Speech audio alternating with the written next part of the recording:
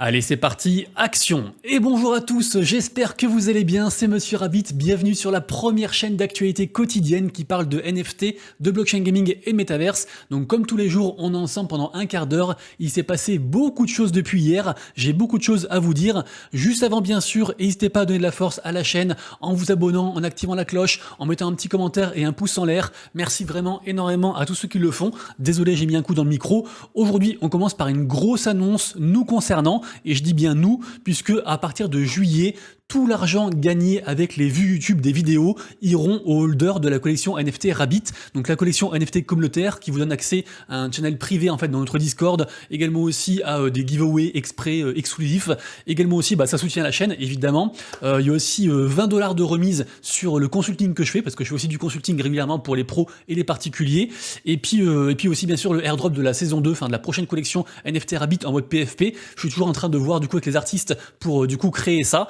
Donc du coup voilà, donc j'espère que ça va vous plaire, j'espère que ça va inclure de plus en plus de monde en fait dans la commu et que du coup vous aurez à cœur que la chaîne marche, parce que plus la chaîne marche et plus du coup vous gagnerez aussi de l'argent évidemment. Actuellement du coup les vues YouTube en fait ça me rapporte environ 100$ par mois et j'espère que la chaîne explosera au bull run et que du coup on pourrait multiplier cette somme par 5 voire par 10 et qui sera toujours intégralement reversée donc aux holders de la collection. Donc merci beaucoup à tous en tout cas, ça fait un peu plus d'un an qu'on a commencé la chaîne d'actu et vous êtes toujours là, donc ça fait grave plaisir. Oubliez pas aussi que ce soir à 20h30 on a une soirée événement jeu organisée du coup dans le Discord avec le copain Vermine, donc c'est entièrement gratuit, il y a des NFT à gagner, donc voilà, NFT VIR d'ailleurs, NFT de la commu, il y a aussi NFT Ulivitar, un NFT aussi Heroes Guild of Guardians, un NFT aussi Planète Mojo, c'est des jeux gaming blockchain, et puis voilà, donc venez vous amuser avec nous ce soir à 20h30 sur le Discord.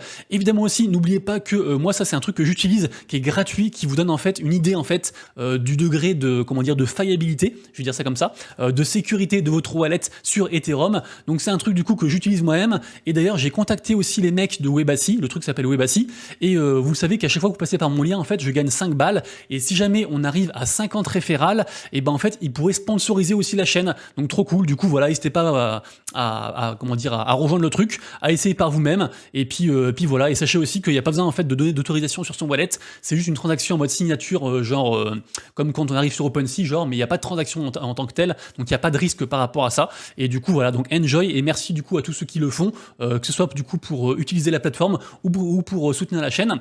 J'arrive plus à parler aujourd'hui.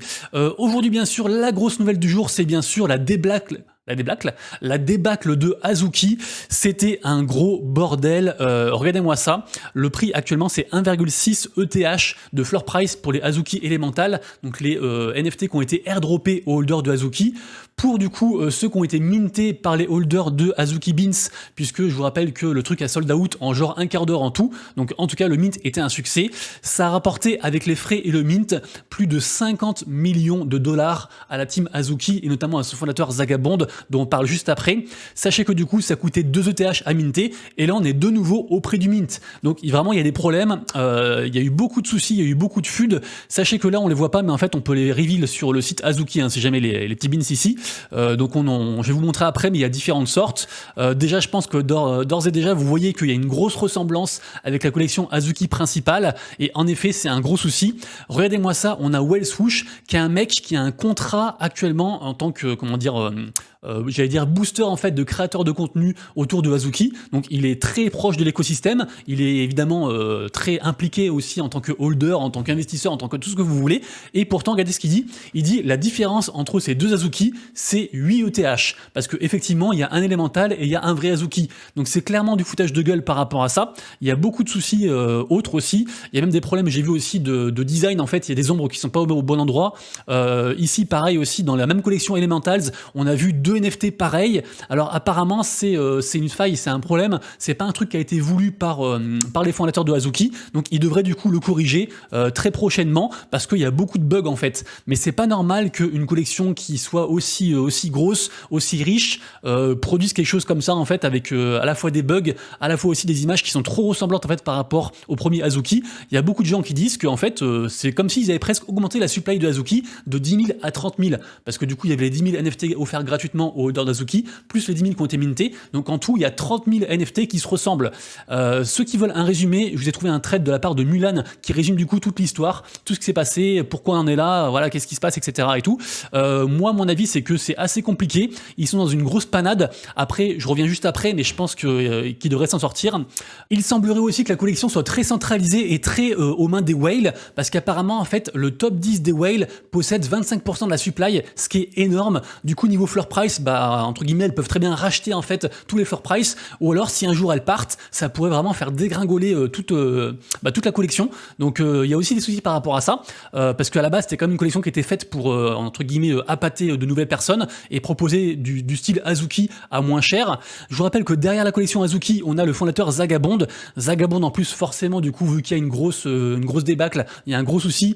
Tout le monde reparle de ses précédents rugs, ses précédents rug pool. Je vous rappelle qu'un rug pool, en gros, c'est quand vous créez une collection NFT et en gros, vous produisez plus rien derrière et du coup, la collection meurt de plus en plus comme ça sur le temps. Mais c'est pas vraiment un scam, c'est juste qu'il se passe rien et que du coup, au bout d'un moment, bah, tout le monde vende et puis la collection arrive à zéro. Je vous rappelle que Zagabond, du coup, il a déjà à son actif au moins 3 projets de rug pool. Il avait CryptoFunks, Tendies et CryptoZunks et entre guillemets, Azuki, c'était sa grande réussite.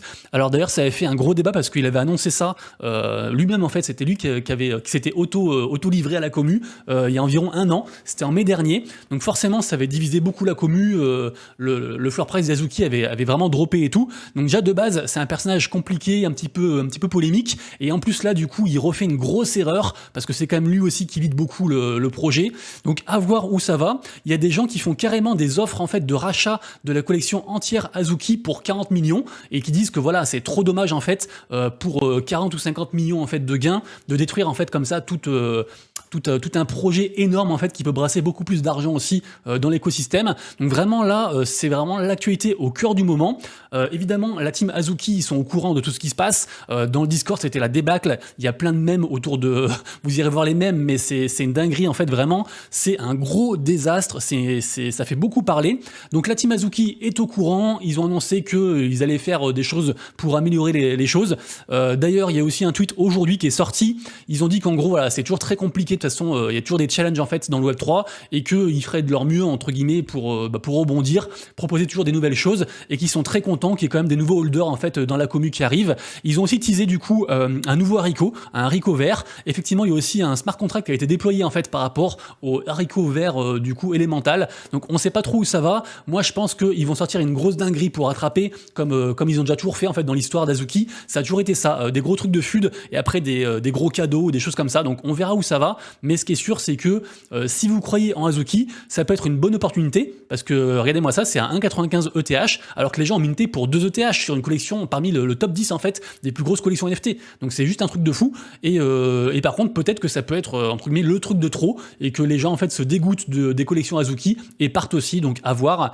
En mode bonne nouvelle aussi entre guillemets, je veux pas non plus cracher sur l'art parce qu'il y a quand même des NFT qui sont très jolis, notamment celui-ci qui appartient à la Wilding Yaling, qui est très très joli. Enfin, il y en a quand même qui sont jolis. Hein. Il y en a qui sont trop ressemblants, mais voilà, il y a aussi des Azuki Kid qui sont super stylés.